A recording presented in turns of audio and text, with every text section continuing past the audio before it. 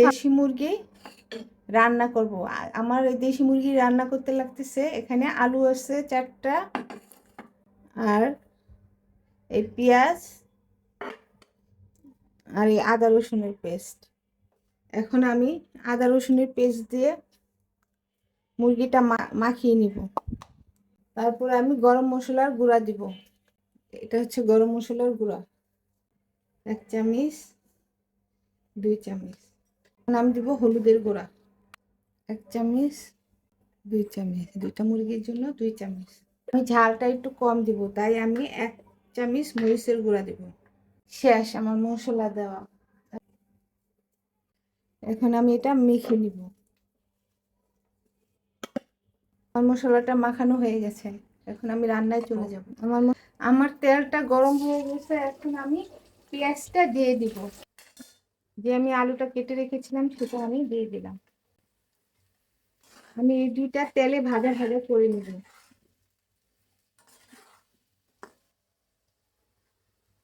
আমি 2 মিনিট আলু আর পেঁয়াজটা ভাজা করে নিয়েছি।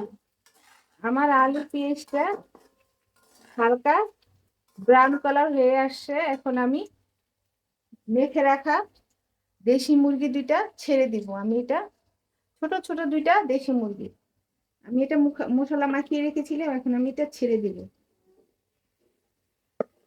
যেহেতু বাচ্চা মুরগি, আলুটা ভাজা করে নিয়েছি, সিদ্ধ হয়ে যাবে।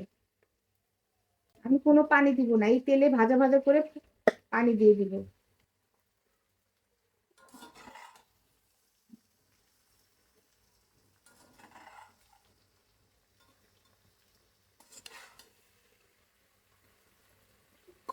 এটা আমি এখন ঢেকে দিব, ভাজা ভাজা হবে এবং সিদ্ধ হয়ে যাবে, কষানো হয়ে যাবে। গোস্তটা কষানো হয়ে গেছে, এখন আমি পানি দিয়ে দিব।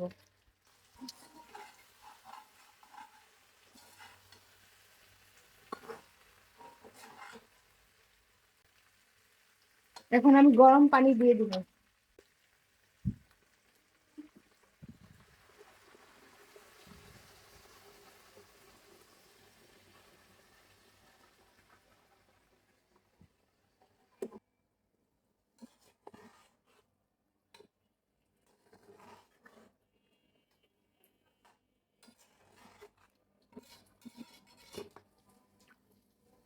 আমি এখন এটা 10 মিনিট রান্না করব। এটা ঢেকে আমি 10 মিনিট এটা রান্না করব। আমি 10 মিনিট গোস্তটা সিদ্ধ করেছি, আমার রান্নাটা এখন কমপ্লিট হয়ে গেছে। দেশি মুরগির আলু দিয়ে ঝোল রান্না, আমার রান্নাটা অলমোস্ট হয়ে গেছে। এখন আমি চুলাটা বন্ধ করে দিব। মাশাআল্লাহ, খুব টেস্টি হয়েছে, দেখতেও কালারটা সেরকম হয়েছে। এখন আমি চিতই পিঠা বানাবো। আমি এই চালের গুঁড়িটা বাজার থেকে ভাঙ্গিয়ে মিশিয়ে ভাঙ্গাইছে। এখন 2 ঘন্টা এটা ভিজিয়ে পাটা একটা বাটা দিয়ে নিয়েছি, একটু মিহিন করে নিয়েছি, তারপর পানি দিয়ে লবণ দিয়ে গুলাইছে।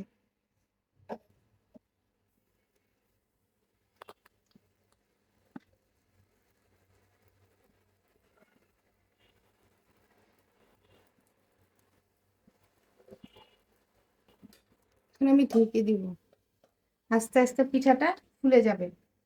আমি এখন সরাটা উঠায় দেখবো আমার পিঠাটা কতটা ফুলেছে। মাশাআল্লাহ, ফুলে টইটুম্বুর হয়ে গেছে, প্রত্যেকটা পিঠা ফুলেছে। এইভাবে আমি সবগুলা পিঠা বানিয়ে নিব।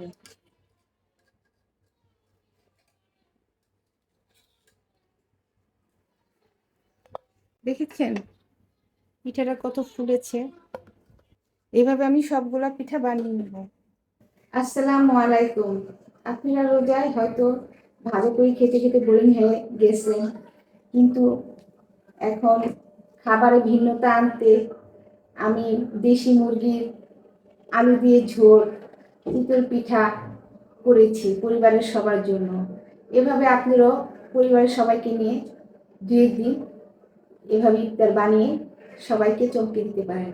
এটা খেতে খুবই মজা এবং অনেক টেস্টি। আমি একটি খেয়ে দেখাবো এখন কতটা ইয়ামি হয়েছে। বিসমিল্লাহ।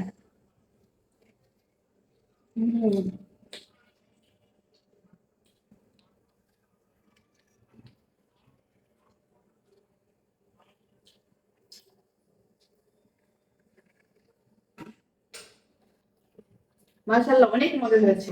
আপনারা এভাবে ট্রাই করবেন। আল্লাহ হাফেজ।